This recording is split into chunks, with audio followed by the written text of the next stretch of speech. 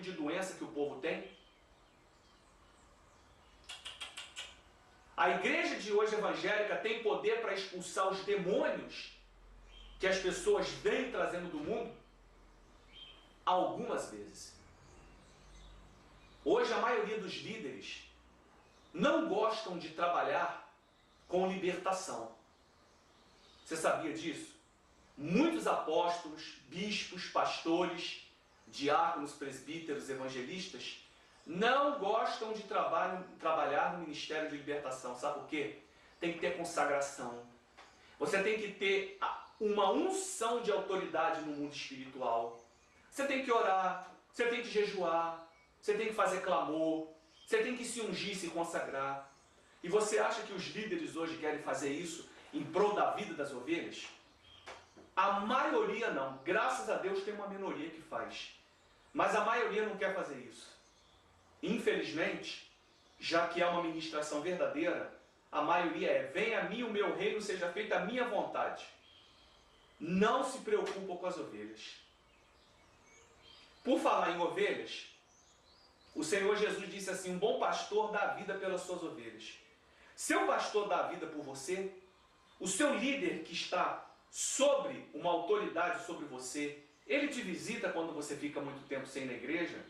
Quando você está doente, as pessoas e os seus líderes da sua igreja te visitam na sua casa, levando o óleo da unção para te ungir e clamar a oração da fé sobre você, porque isso está no livro de Tiago. Está alguém entre vós doente da congregação? Chama os presbíteros da igreja, e eles o ungirá com óleo da unção, e farão sobre eles a imposição de mãos com a oração da fé. Se lhe tiverem pecados, lhe serão perdoados. Ele faz isso. O seu líder, quando você falta 2, 3 semanas na igreja, liga para você, para sua casa, liga para o seu serviço, pergunta a algum vizinho próximo: o que está acontecendo, meu irmão? Por que você não está vindo mais na igreja? Aconteceu alguma coisa? Aconteceu algum problema? Ele faz isso. Ele se preocupa com você. Se ele não faz isso, ele não é bom pastor. Ele foi um pastor. Infelizmente, pode ter sido usado por Deus durante um tempo. Mas se ele está realizando isso nesse momento, se ele está tendo essa falta de amor, ele não é mais um pastor verdadeiro. Ele é um pastor administrativo ou um líder administrativo que cuida apenas dos interesses da igreja, do templo físico, mas das ovelhas não. Lembra daquela parábola que Jesus falou que tinha uma ovelha desgarrada e foi o pastor lá, pegou naquela ovelha desgarrada e colocou nas outras 99? Isso aí é uma parábola, quer dizer, está se referindo que o pastor, quando vê que uma ovelhinha está dispersa no rebanho, ele vai lá, se preocupa com ela e traz ele de volta. Você deve estar falando assim: mas nós estamos vivendo o final dos tempos, quase ninguém tem amor pelos outros. Mas Jesus falou que no final dos tempos, haveria uma ceifa, haveria uma colheita. Quem serve a Deus e quem não serve a Deus. Aí você vai descobrir. Não está errado? Isso não está fora da palavra de Deus? Tem outro, tem mais. Todo primeiro domingo do mês e todo segundo domingo do mês é ministrada a Santa Ceia na tua igreja.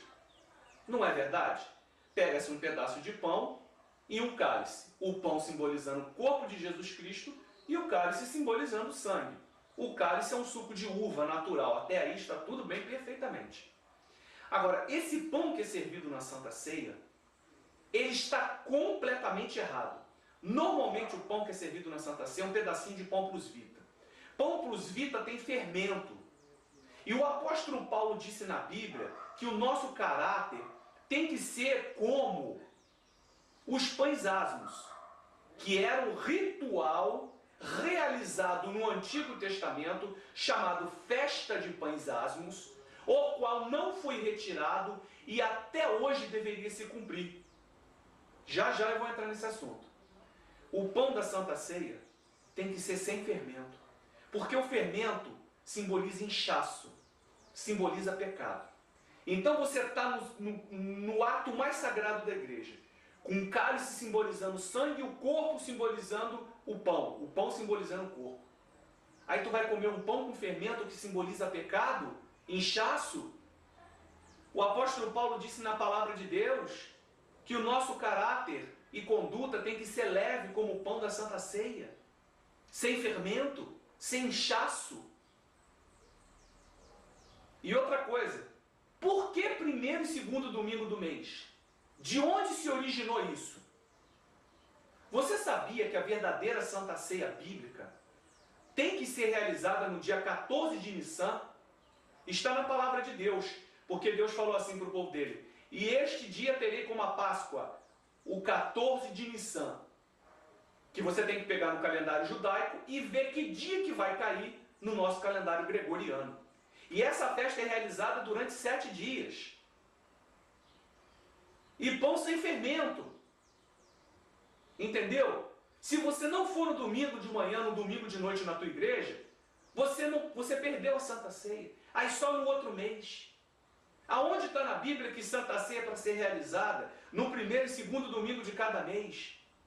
Isso é tradição de uma religião apostatada.